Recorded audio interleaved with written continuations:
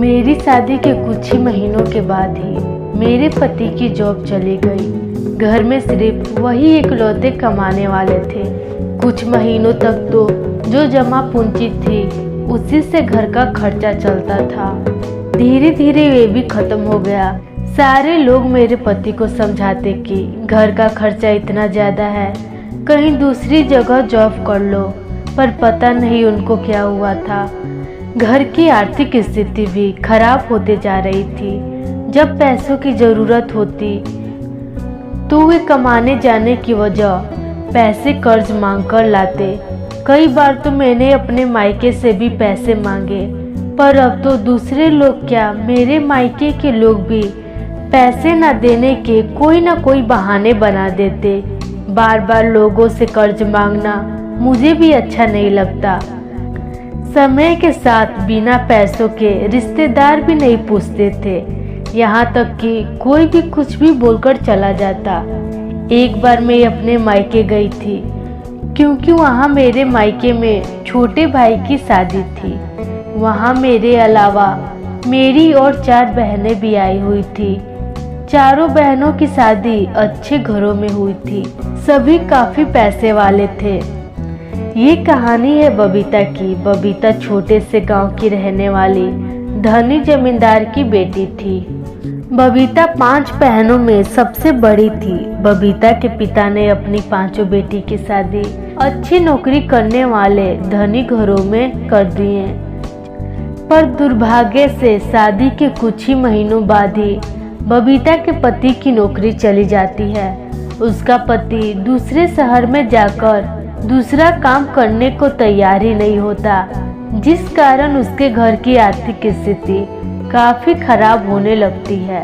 गरीबी की हालत में रिश्तेदार भी उनको नहीं पूछते थे। एक बार बबीता के मायके में उसके छोटे भाई की शादी में उसके अलावा उसकी सभी बहनें और उनके पतिया भी आए हुए थे।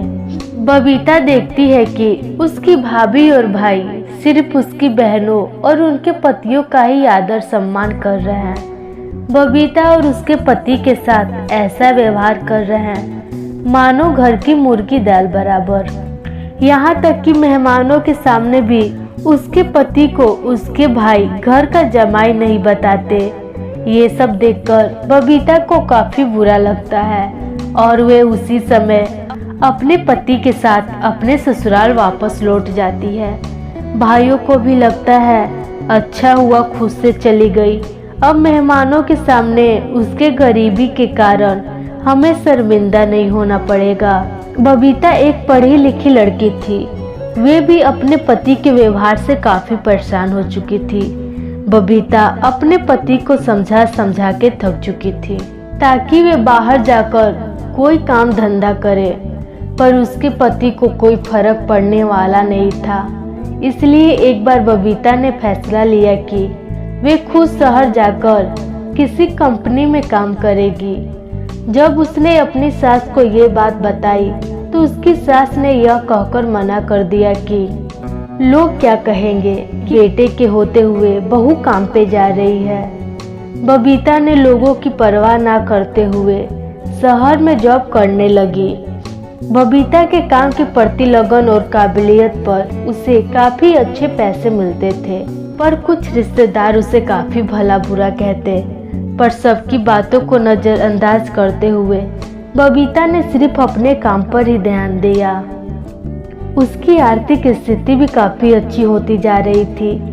अपनी पत्नी को काम करता देख बबीता का पति भी काफी शर्मिंदा होता है और अपनी पत्नी के साथ उसी कंपनी में वे भी काम करने लगता है। दोनों के कमाने से उनकी आर्थिक स्थिति काफी अच्छी हो जाती है। ये देखकर उनके रिश्तेदार भी अब उनके साथ अच्छे से व्यवहार करने लगते हैं। अब तो उसके मायके के लोग भाई और भाभी भी मिलने आती हैं और बबीता और उसके पति को घर आने का निमंत्रण देती हैं, पर बबीता ये कहकर मायके आने से मना कर देती है कि आजकल के रिश्ते लोग और उनके व्यवहारों से नहीं बल्कि पैसों से निभाई जाती है, और जहां मेरे और मेरे पति का अपमान हो वहाँ जाना सही नहीं होता। आज अगर आप दोनों की जगह माँ और पिताजी बोलते तो शायद चली भी जाती, पर आप दोनों के उस दिन के व्यवहार से शायद ही मैं अब अपने मायके कभी जाऊं। ये कहते हुए बबीता अपने मायके जाने से साफ इनकार कर देती है। बबीता अब शहर में ही अपने पति और सास ससुर के साथ रिश्तेदारों से दूर खुशी खुशी रहने लगती है।